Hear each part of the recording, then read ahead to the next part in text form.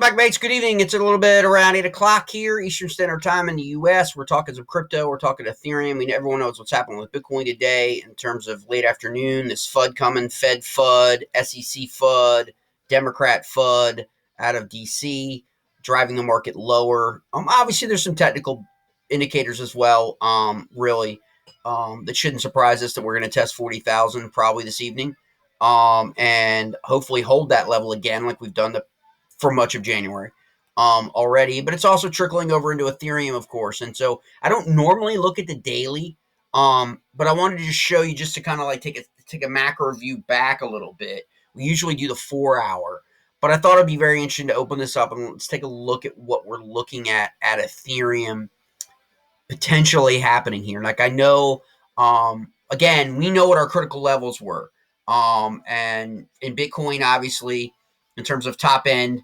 44,000, and then at 43,000, anything below that, you should be a hedge to protect any open entries in Bitcoin. Ethereum, the same way.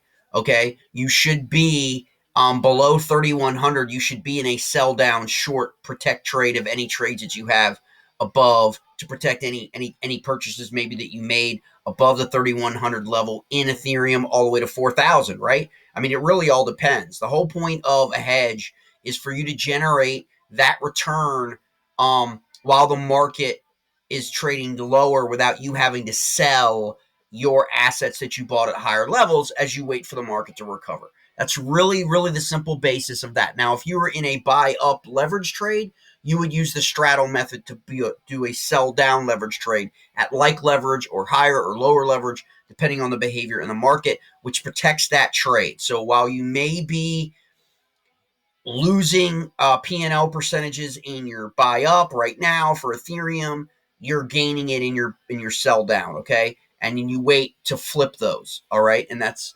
basically how you do it. And that's how you can trade even when the market like tonight is showing a lot of red. So let's open this up. This is, again, we are on the bityard.com exchange. And this is the daily here for Ethereum.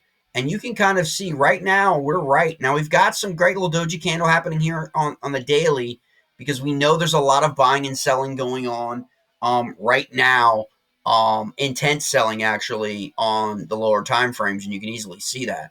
But I wanted to use the 1 day just to show you like where we could be at midnight tonight when the daily ends again. So when Thursday closes, right? We're right on our January 9 and 10 bottoms, okay? We're pretty close to under 3,000 right now. All right. You got to go back to September. Okay. That's how far we got to go back. All right.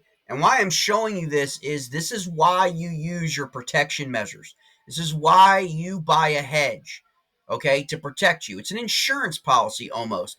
And you may lose in that trade on leverage, but it protects you from what could happen. Like, for example, if this were to fall here and we're testing down here, okay, and these do not hold support, I want you guys to take a look at where we end up.